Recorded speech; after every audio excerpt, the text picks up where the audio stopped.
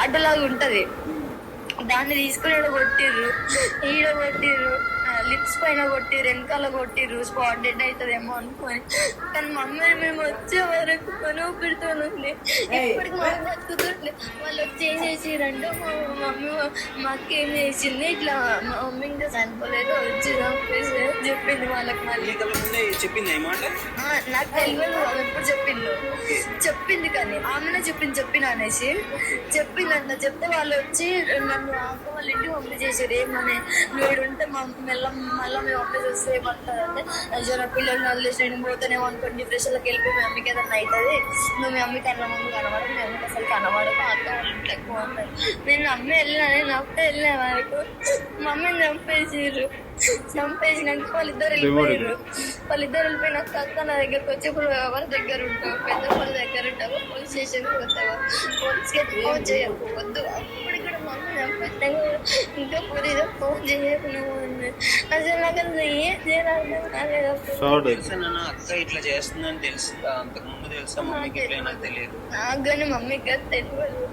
మేము ఏమనుకున్నాం అంటే ఇప్పుడు అక్క 10th కదా, 10th చదవకపోతే లైఫ్ ఉండదని చెప్పేసి మమ్మీ ఆమె వెళ్ళిపోయినా కూడా తీసుకొచ్చి చదివిపిస్తా స్కూల్ పంపిస్తుంది. అయినా కూడా అయితే ఇది ముందు నుంచే ఈ గొడవ జరుగుతుందా అబ్బాయితో రిలేషన్ లో ఉన్న అక్క? అంటే ఇన్స్టాలో పరిచయం అయిందానే 8 months అయింది పరిచయం అయ్యి. అప్పటి నుంచి అంటే మొన్నటి వరకు ఏం గొడవ లేకుండే. అని ఏం చెప్పిండో ఏం చేసిండో తెలియదు మాకు. అక్క ఆవిడ ఎట్లా చెప్తే అట్లా ఏంటుంది, ఏం చేయమంటే చేస్తుంది. మమ్మీని కొట్టి వేసినాక మమ్మీ చేతికి రింగ్ కమ్మలు ఉండేవి, కమ్మలు లేవు, రింగ్ లేదు. బంగారం తీసుకొని వెళ్ళిపోయారు. మమ్మీ మెడలో తాడొకటి ఉంచారు, అంటే అదే కుస్తులతో ఉంచారు, పట్టీలు ఉంచారు, అవి ఉంచారు, వెళ్ళిపోయారు. వాళ్ళు వెళ్ళిపోయినాక ఆడుకొని వాళ్ళ ఇంట్లో ఉంటే వచ్చి ఇప్పుడు నువ్వు ఎవరితో ఉంటామని ఫుల్ బెదిరించింది. అక్క వాళ్ళు అన్నారు లేదు పిఎస్కి ఫోన్ చేద్దాం అని.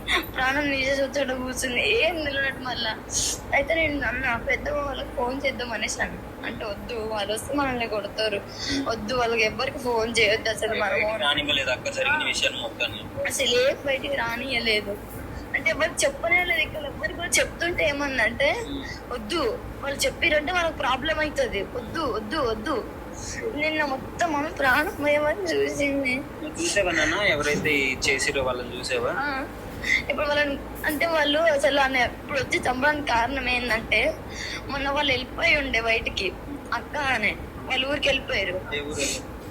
నల్గొండలో చెన్నూరు వాళ్ళ మమ్మీ వాళ్ళ దగ్గర. వాళ్ళ మమ్మీ వాళ్ళు కూడా సపోర్ట్ చేసి ఏం చేసిరంటే వాళ్ళ ఇంట్లో పెట్టుకున్నారు. అయితే ఫోన్ ట్రేస్ చేసి లొకేషన్ చూపిస్తే అక్కడికి వెళ్ళారు, పట్టుకొని తీసుకొచ్చినాక ఆయనేమో రిమాండ్ ఉంచిరు, అక్కనేమో మమ్మీ దగ్గర వదిలేసిరు. అయితే ఆయన ఏం చేసిండు, పోలీసు వాళ్ళు ఏం చేసిరు, వదిలేసిరు ఆయనకి.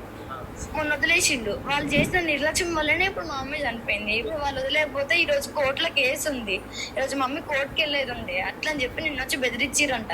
ఏమని నువ్వు రేపు కోర్టులో ఏం చెప్పొద్దు ఎవరికి మనం చెప్తే మేము ఇట్లా వచ్చినామని ఇట్లా చెప్తే మేము చంపేస్తాం, బతకని మిమ్మల్ని. అర్థమైందా, నువ్వు చెప్పి మేము ఇట్లా వచ్చినామని మేము ఇట్లా అన్నామని కానీ ఏమన్నా చెప్పినాం అనుకో చంపేసామన్నారు. మమ్మీ ఏమన్నా తెలియదు, ఇక మమ్మీ సీరియస్ అవుతుంది కదా, మీరు ఎంత వయసు ఉన్నారు ఏమన్నా. உங்ககிட்ட பேசவோ சாட் பண்ணவோ யாரும் இல்லையா?